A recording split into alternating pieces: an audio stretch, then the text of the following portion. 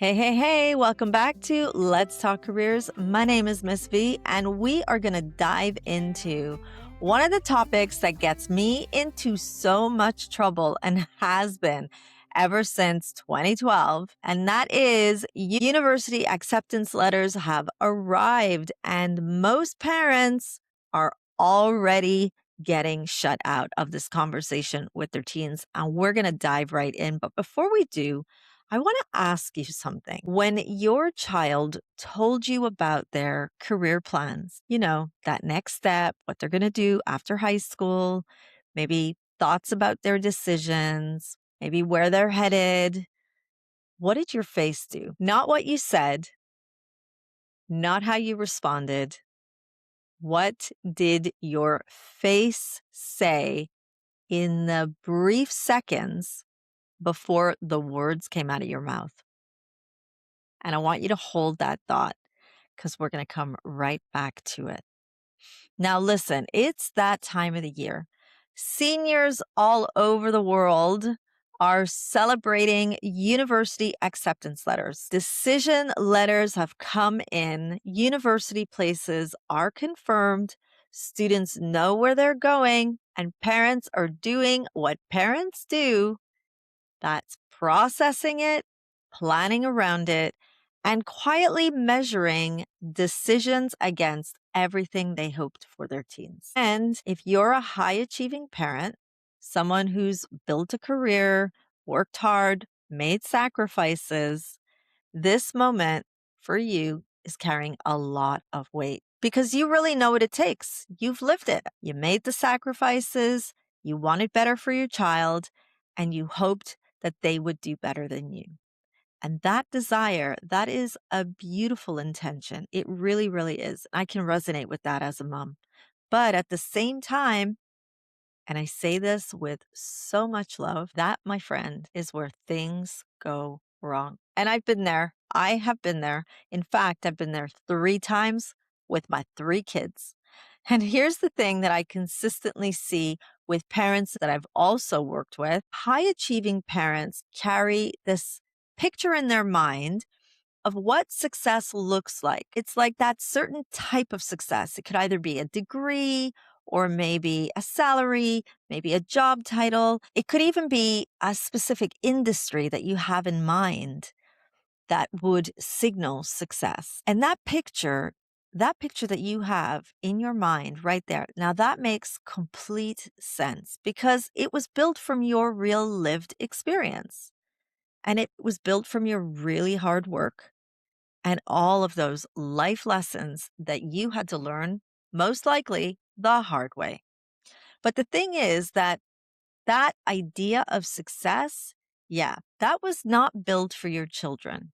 That was built for you. And the problem with having an idea of what you think success is in your mind, that idea sounds great and feels great to you, but the moment it differs with your child's decision, something happens.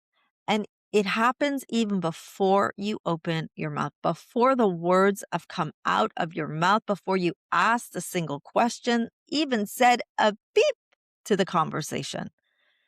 Your face has already spoken. And if you're anything like me, oh my goodness, your face spoke probably a week before the conversation even started. And the thing is, your kids see it.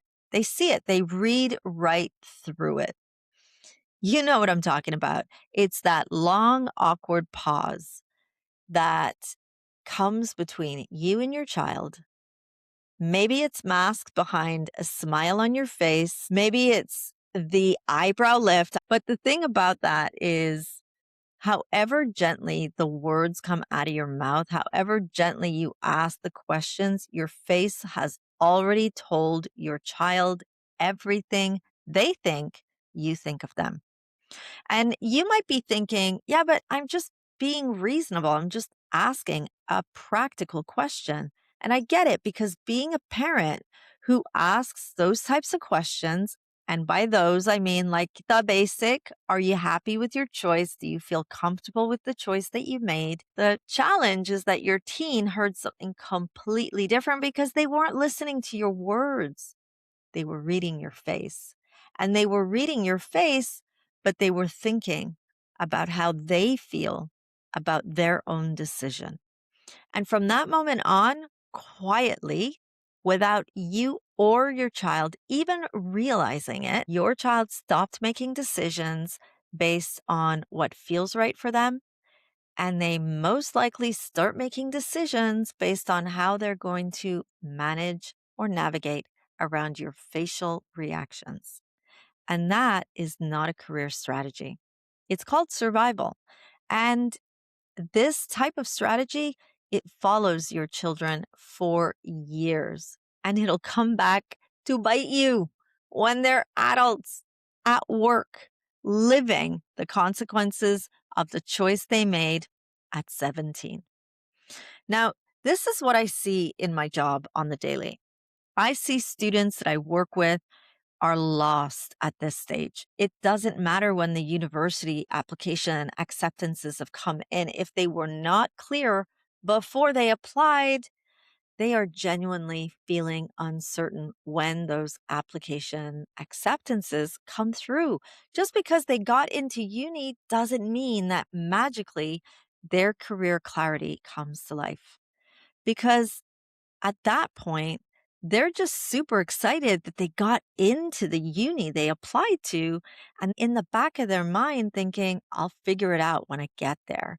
And so when they're speaking to you, when your child is telling you about their acceptance and they're reading that facial expression, they're thinking, can mom see through my doubt? Oh my goodness, she can see through it. She figured it out. I have no idea what I'm doing. And now my mom knows that I have no clue. And that's the confusion that unfortunately won't get resolved at graduation. It won't get resolved in their first year of university, and it definitely won't get resolved at their university graduation. In fact, it compounds the challenge, the uncertainty, if they're not able to navigate career exploring and feel confident about not just what they're going to be doing, but why they've made that choice. The confusion will follow them through those years of higher education. And if they didn't have the courage to face the challenge before they graduated uni, it'll follow them through all the way into their adult career. And most of the time, all of that's happening, and parents don't even have a clue. They don't know because your kids won't tell you. And now I'm going to stop right here and I'm going to be totally real with you because I'm not just telling you this from a comfortable career practitioner distance, sitting in my office, little Miss V, sitting here giving you all this sage advice. I'm coming at this as someone who not only navigated one two, but I'm in the process of navigating my third child making a career decision. And I'm going to be totally real. My eldest daughter, it felt like she knew exactly what she wanted to be doing. And the challenge that I was facing was she was like going headstrong at making a decision and didn't really want to explore. She had an idea in her mind. She wanted to be a doctor, and nobody, especially me, was going to stop her on that path. And when she got to uni, within her first semester, she realized, wait, that might not be what I want to be doing. But she was so headstrong on that decision that she didn't even give herself a chance to explore. She was like, this is what I want to do, and this is what I've got to do. And because I kept questioning, are you okay? Is it okay? Will you be okay? And my face, being Maria, who I am, most people tell me, check your face, girl. My face said something completely different to what my heart was trying to say. So you think I'd get it right when my second daughter was preparing to go off to uni. My second daughter was a complete polar opposite to her sister. My second daughter is super creative. In fact, she's so talented. She is truly passionate about fashion. But then she made a decision to go into a very academic pathway at uni. And when I questioned her, she was not having it. And she just gave me every reason under the sun as to why doing something creative at uni would be the wrong decision. And that was me, the person that was working with hundreds of other students who were really listening to the kind of advice that I was giving them and helping them on that journey. But my daughter wasn't having it.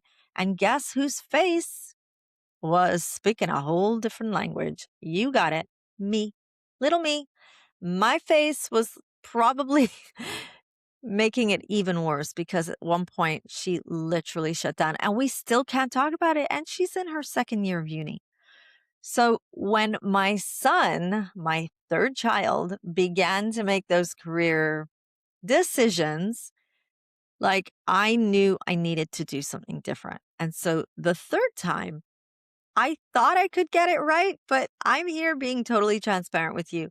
My face is not doing me any good. So I'm here to tell you that with my first, with my second, and now as I undergo this with my son, I have to keep reminding myself that they're going to need to make their decisions. And my job is to make sure that my kids have access to all the information that I can offer them. And if I can't offer them information, my job is to introduce them to mentors or advisors that can offer them even more information. And I try to encourage my children, just like I do with my students, to jump in the driver's seat and self inquire, really, get out there and do their own inquiry.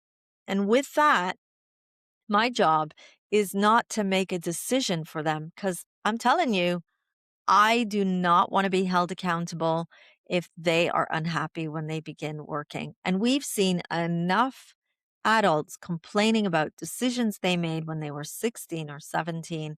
And behind that decision was the plea to make a parent feel happy about them, and they're not happy. And I definitely don't want to do that. It breaks my heart to see my kids struggle through these career decisions. But I know that as a parent, I'm too emotionally attached to their future success. And by emotionally attached, I don't want to see them hurting. I don't want to see them struggling. But at the same time, because I'm too attached, I need to just watch what I'm not saying, watch what my face is saying, and try to be really intentional about what my words say.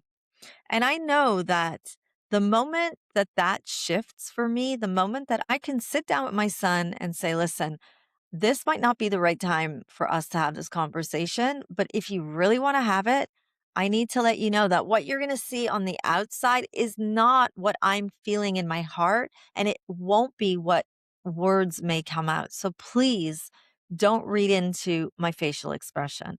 But he's human, as were my daughters, and they get triggered easily because as they're having career conversations with me and voicing their concerns or their decisions, they're managing and navigating their own self doubt. So when that shifts for you, when you start to get really aware of what your face is saying and what your words are saying, but more importantly, what your child is hearing and reading into what you're offering, that's when you're going to be able to honestly sit down with your child and have an honest conversation. And they'll let you in. And if they don't let you in, it's important not to personalize it. And I know it hurts. It hurts when I find out my kids are sharing career decisions with somebody else, but don't want to come and talk to me. That feels personal.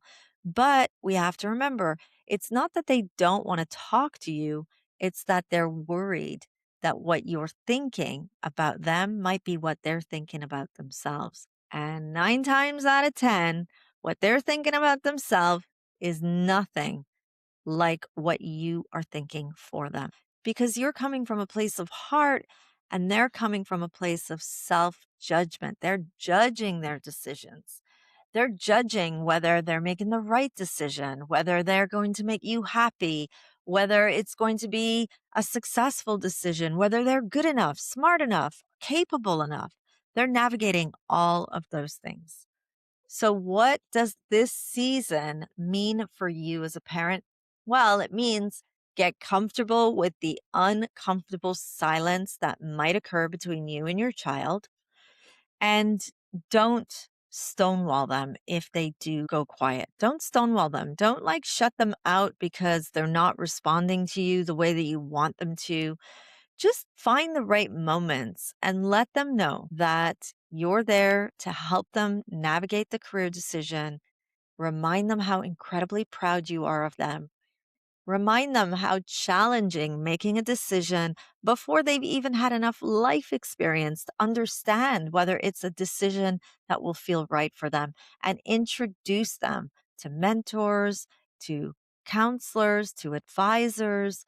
Introduce them to people in the industries that they're aspiring to learn more about.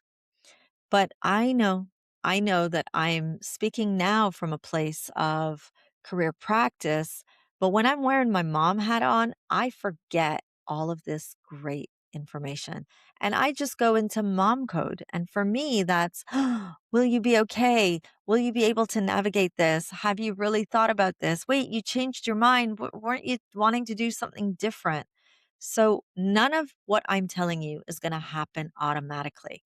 And here's a clue: when you're having a conversation with your teen, get comfortable reading their facial expressions. Read what they're not saying, but what you're seeing. And instead of making the assumption about what you think they're thinking, ask them a question. Hey, I noticed that you went really quiet. How's this landing for you? Or I know that this is a really difficult decision to feel comfortable with. Would you rather that we have a conversation outside? Let's go for a walk. Do you want to have it tomorrow, at the weekend? You know, read what they're showing you on their face and remind them to let you know what they're seeing on your face, and be able to have that kind of nonverbal agreement with each other that if what you're seeing is not what you're hearing, we need more clarity. So let me bring it back to where we started right at the beginning of this episode. When your child shares their acceptance offer letter with you, when they share their career aspirations with you or their next steps with you, catch yourself as your face is speaking before the words come out of your mouth. Because I learned this the hard way. As a mom, I learned that I can't see my face, and I don't even know when my face takes on a whole different language of its own because I can't see myself. But what I can see is my child's reaction to me. So their facial expression is the mirror of what they see coming from your facial expression. So look out for those types of clues, and don't tell your kids what your neighbor's kids are doing or what your cousin or brother or sister or sibling, whatever. Don't tell them these stories. Just sit with them, let them share what they're feeling, and thank them for including you in the conversation. I'm telling you, you're incredibly privileged for them to feel safe and have that conversation with you. Now, I can go on, but I'm looking at the time. I'm already over in time. When I was sitting down with today's topic and writing about it on LinkedIn, writing about it on my IG account, and really thinking deeply about my own journey. And of course, I go into more detail in my subscribers' newsletter. So if you want more detail on this, you definitely want to sign up. Go head over to my website and sign up. But when I was thinking about today's topic, what I wanted for you to take away is parenting children through career decisions is a whole new level of complex.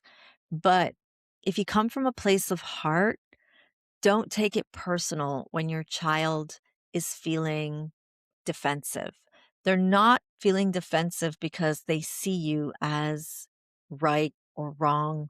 They're feeling defensive because they're afraid that they don't know if they're making the right decision. So they're looking to you for love and guidance and support.